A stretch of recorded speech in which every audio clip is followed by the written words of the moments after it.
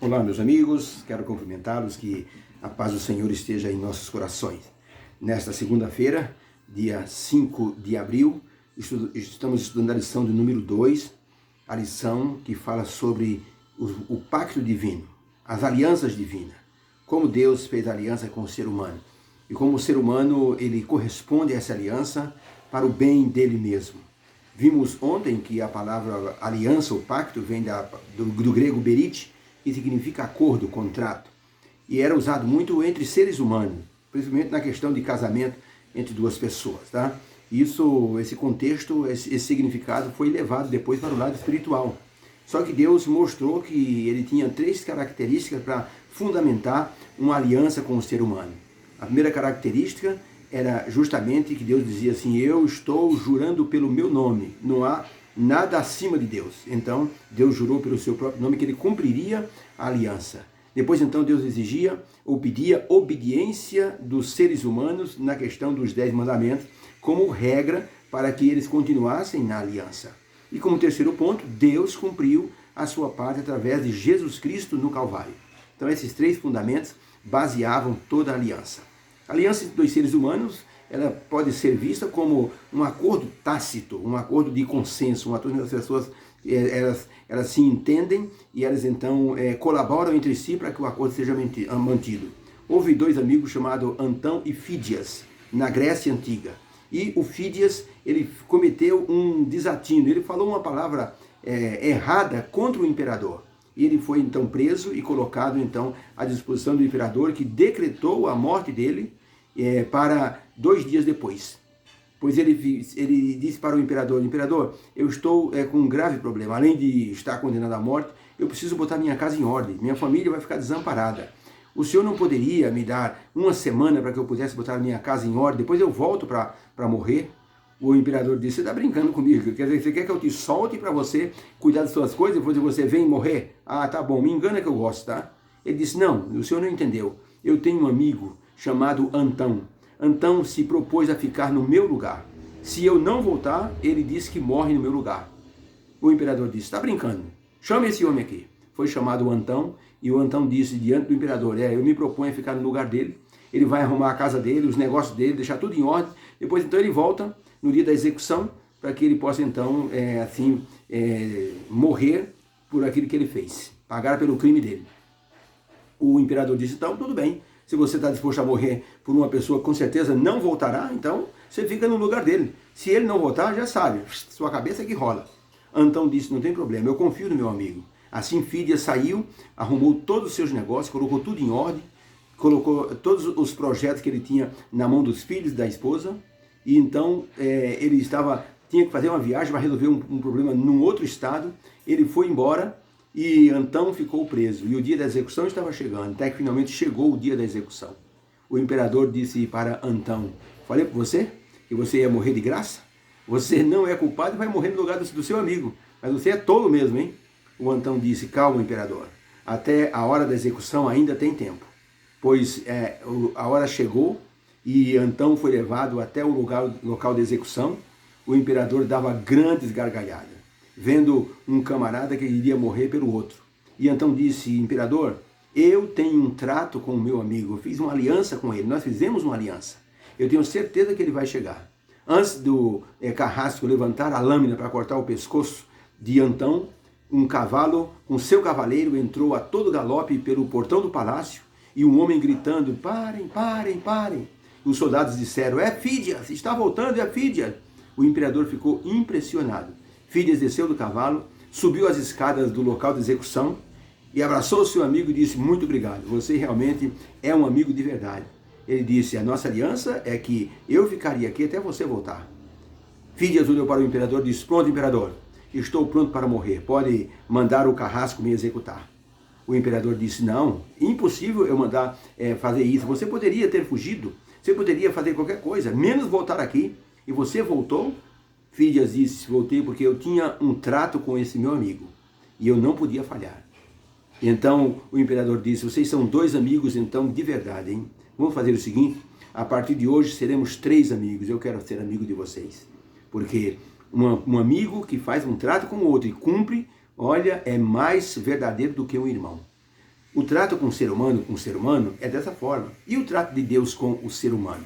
Quando Deus olhou para a terra e viu que a terra estava corrompida, diz a Bíblia que isso pesou no coração de Deus e Deus se entristeceu, porque o ser humano se corrompera de uma tal forma que eles não buscavam mais a Deus. Era pura violência, era pornografia, era aproveitamento, era esquecimento dos pobres, era aproveitamento das pessoas, viúvas esquecidas, órfãos sendo vendidos como escravos. E Deus então se arrependeu de haver feito o homem. E Deus então olhou para a terra e diz a Bíblia que Deus achou uma pessoa justa, que era Noé. E Deus então fez uma aliança com Noé. Quando avaliamos a proposta divina para Noé, nós enxergamos a visão de salvação que Deus tinha para com o ser humano. Não apenas para com Noé, mas para com todo mundo. Então Deus resolveu fazer o pacto da graça para uma geração pecadora que não merecia, mas Deus estendia para eles a oportunidade de salvação. E através de Noé então, Deus então disse para ele: estabelecerei contigo o meu pacto. Entrarás na arca tu e contigo os teus filhos, tua mulher e as mulheres dos teus filhos. Olha que abrangência que Deus fez com Noé nesse pacto da graça especial. A aliança com Noé foi a primeira aparição da expressão aliança entre Deus e entre o ser humano dentro das Escrituras. A aliança de Deus com Noé foi a primeira expressão, a primeira vez que é mencionado na Bíblia, uma aliança de Deus com o ser humano.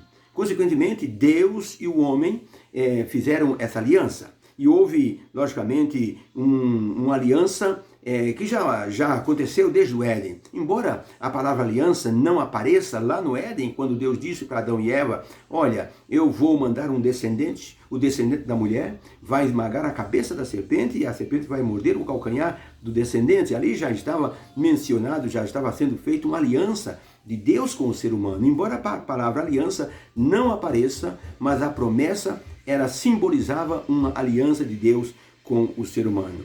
Embora Adão tenha falhado, Deus disse para Noé: eu vou estabelecer contigo um pacto.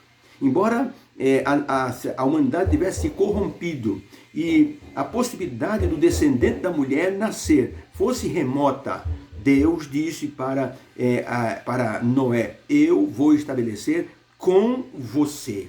Embora toda carne pereça pela violação do pacto, ainda assim eu sustento com você a minha aliança. Então Noé entra na arca. Esse será o meio de sua segurança. Algumas pessoas acreditam que esse foi um meio estranho de Deus salvar um ser humano. Mas morrer alguém numa cruz como um sacrifício humano foi também um meio estranho. No entanto, foi um meio assim colocado por Deus, planejado por Deus para a salvação do ser humano. Então, não é estranho que Deus tenha mandado Noé entrar numa arca. Quem é que pode discutir com Deus as formas de Deus salvar um ser humano? Ninguém pode discutir com Deus. Deus permitiu que José fosse vendido para o Egito, e lá então José se tornou uma pessoa proeminente para salvar toda a sua família e gerar toda uma nação chamada nação de Israel. Deus permitiu que Jeremias fosse jogado dentro de um poço para que pudesse a mensagem ser dita. Deus permitiu que Isaías fosse cerrado ao meio pelo rei Manassés. Deus permitiu muitas coisas que aparentemente eram assim soluções inviáveis, mas Deus permitiu para glorificar o seu santo nome. Deus permitiu que um gigante insultasse o exército de Israel durante mais de 40 dias e permitiu que um menino chamado Davi derrotasse um gigante que era um guerreiro experiente. Então não é estranho que Deus diga para Noé: eu vou salvar você e tua família e as esposas dos teus filhos dentro de uma arca. Proclama essa verdade para todo mundo. E Deus estendeu a mensagem da graça para toda uma geração através da pregação de Noé. E Deus diz assim: eu vou salvar não somente você, Noé, eu vou salvar também os teus filhos. Por isso, a expressão divina: eu contigo vou estabelecer o meu pacto. Entrarás na arca, tu e contigo os teus filhos. Porque Deus sabia que esses filhos seriam os progenitores de uma nova raça, que sairia a partir deles depois do dilúvio. E era preciso que esses filhos estivessem assim compactuados com Deus dentro da aliança. Por isso que Noé se tornou um homem abençoado. Nele, as famílias da terra também seriam abençoadas. Nós temos a pergunta número 2. Que tipo de aliança Deus fez com Noé? Foi uma aliança unilateral ou foi uma aliança abrangente, mútua, com privilégios e deveres para ambas as partes? Como Noé reagiu à proposta de uma aliança com Deus? Aqui está o verso para a meditação, Gênesis 6, verso 18, Deus dizendo: mas contigo estabelecerei o meu pacto, a minha aliança. Entrarás na arca, tu e contigo teus filhos, tua mulher e as mulheres de teus filhos. Não foi um acordo unilateral, mas foi um acordo mútuo entre as duas partes, Deus e Noé. A parte de Noé era crer e construir a arca. Aprendemos com isto, que Deus sempre cumpre a sua parte e ainda nos ajuda a cumprirmos a nossa. Lembra de ontem dos 3 fundamentos? Deus jurou pelo seu nome que cumpriria as promessas da aliança. Deus solicita que nós obedeçamos os seus mandamentos para que a aliança se torne uma aliança viável. E em terceiro ponto, Deus cumpre sua aliança, mesmo que com isso ele empenhe a vida do seu filho como empenhou. Então essas 3 condições estavam presentes também aqui na aliança com Noé. Deus iria cumprir porque era a palavra dele. Deus solicitava a obediência de Noé para com as suas ordens. E Deus iria cumprir e depois então ele mostraria isso através do arco da aliança no céu e através de sua palavra, de que não iria destruir mais o mundo com água. Então não foi um acordo unilateral, foi uma aliança mútua, onde havia privilégios e deveres para ambas as partes. A notícia do dilúvio era desconhecida até para Noé, mas mesmo assim ele acreditou. Diz que não havia chuva na terra, mas um orvalho brotava da terra e então regava as plantas. Para Noé também era algo desconhecido, como foi para Abraão sair da sua terra e ir para um lugar desconhecido. Noé nunca havia visto chuva, mas ele acreditou que um dilúvio poderia existir. E por isso Noé começou a construção da arca junto com seus filhos. E por isso Noé pregou 120 anos para que as pessoas pudessem aceitar o pacto da graça, o pacto da salvação. Por isso, nós podemos dizer que todas as vezes que nós confiarmos em Deus, que nos propõe a salvação, Deus sempre dará um jeito de cumprir a sua parte, porque Ele tem o nome dEle empenhado nas suas promessas protetoras e infindáveis. Ellen White escreveu em Meditações Matinais, de 1995, na página 310, o seguinte: a onipotência do Rei dos Reis, nosso Deus mantenedor do concerto, une a bondade e o cuidado de um terno pastor. Nada pode permanecer em seu caminho. Seu poder é absoluto e é a garantia do cumprimento seguro de suas promessas ao seu povo. Então, quando Deus promete fazer algo na aliança, Ele une o carinho e une a bondade de um terno pastor. Um pastor, quando vai em busca de uma ovelha perdida, ele não tem nenhum obstáculo que possa impedi-lo. Ele vai para conseguir. Jesus contou isso na parábola da ovelha perdida, que o pastor foi atrás da ovelha perdida e ele fez tudo o que era possível, até trazer a ovelha nos seus ombros. O cuidado e a bondade de um terno pastor é essa a característica divina para cumprir as promessas relacionadas com o concerto eterno, com a aliança eterna. Muitas vezes nós não entendemos como é que Deus colocou o seu nome, colocou Jesus para cumprir a promessa que fez de que na aliança eterna, na nova aliança, Ele estenderia essa aliança para todo mundo, como estendeu no tempo de Noé. Noé foi um precursor, assim, uma figura de Jesus, que ele se expôs para pregar uma mensagem de salvação para todas as pessoas. Noé poderia ter morrido. Deus não deu a ele nenhuma garantia, aparentemente. Só disse: Noé, você tem que construir uma arca, eu vou destruir esse mundo com um dilúvio de água. Mas o que é um dilúvio, Senhor? Logicamente, Deus deve ter dado uma visão para Noé do que seria um dilúvio, para que ele pudesse crer, e ele creu mesmo sem ter visto de forma real o que era um dilúvio, e pregou 120 anos para que as pessoas pudessem se arrepender e entrar na arca. E mesmo quando as pessoas viram os animais indo de 2 em 2 na arca, as pessoas não se comoveram. chamaram de louco, de lunático, mas ele sabia em quem ele havia crido a vida inteira. Por isso, Jesus Cristo se tornou o grande Salvador, porque cumpriu a promessa divina dentro da aliança eterna.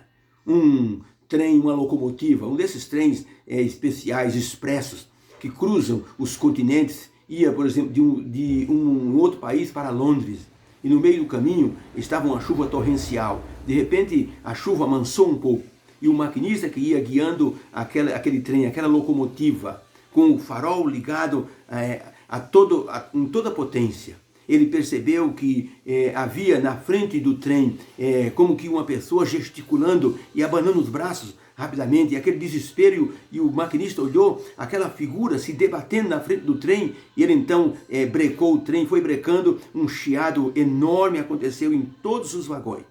O trem havia parado. As pessoas desceram, o maquinista desceu, e as pessoas perguntaram: o que aconteceu? O maquinista disse: eu vi uma pessoa se debatendo na frente do trem, e eu fiquei preocupado, parecia que uma pessoa estava sinalizando para que nós parássemos.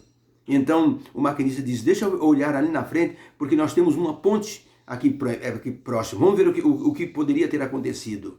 De repente alguém, sabendo de algum sinistro, veio nos avisar. O maquinista andou mais ou menos 1 quilômetro, até quando chegou perto da ponte, descobriu que a grande correnteza, a força das águas, levara a ponte e não havia mais nada a não ser trilhos retorcidos sobre o vazio daquele rio caudaloso. O maquinista voltou com o coração pulsando forte. Disse: gente, vocês não sabem o que aconteceu. A ponte foi levada pelas águas. Se nós não tivéssemos parado aqui, nós com certeza mergulharíamos no rio e muitas mortes aconteceriam. E as pessoas perguntaram: mas quem foi que avisou que o senhor deveria parar o trem? Ele disse: não sei, eu vi uma espécie de uma pessoa com os braços abertos, gesticulando e pedindo para parar. O maquinista foi até a frente do trem e descobriu então o que acontecera. Uma grande mariposa havia ficado presa no farol do trem. E na sua agonia, no seu desespero de morte, aquela mariposa agitou violentamente as asas, produzindo uma sombra na frente do farol do trem, e então permitindo que o maquinista então fosse avisado e brecasse o trem. A esse exemplo, podemos dizer que a sombra de Jesus no Calvário com os braços abertos, em seus momentos de agonia, se tornou para o ser humano um momento de libertação e vida. A morte de Jesus se tornou a libertação e a vida para milhões de seres humanos. Essa é a parte de Deus na nova aliança, na aliança eterna. Nesta lição, Deus fez com Noé um pacto divino, salvou Noé, sua família, e ainda colocou um arco da aliança para comprovar de que não haveria mais destruição do planeta com água. Deus cumpriu a sua parte, Noé cumpriu a sua parte e a humanidade foi beneficiada, e desta forma o remanescente da mulher, o descendente da mulher, teria continuidade através da descendência de Noé. Deus abençoe neste dia, possamos ter entendido que Deus providenciou tudo isso para que Jesus se tornasse o nosso Salvador.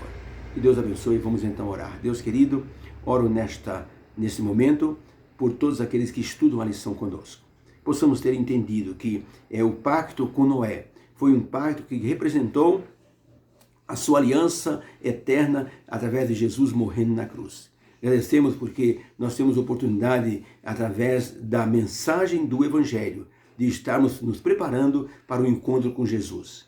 Que o teu poder esteja sobre cada vida neste dia. Nós pedimos também por aqueles que estão adoentados, pedimos pelo Fábio Brasiliano, que está entubado, está em Brasília, pela irmã Roneide também, que nesta tarde de ontem foi colocado, saiu da posição prona para uma posição de barriga para cima, os pulmões dela estão correspondendo, mas pedimos a Ti, Senhor, que abençoe para que ela possa ser liberta desta doença, e o Fábio também, e todos os irmãos e os pastores que estão acometidos deste mal.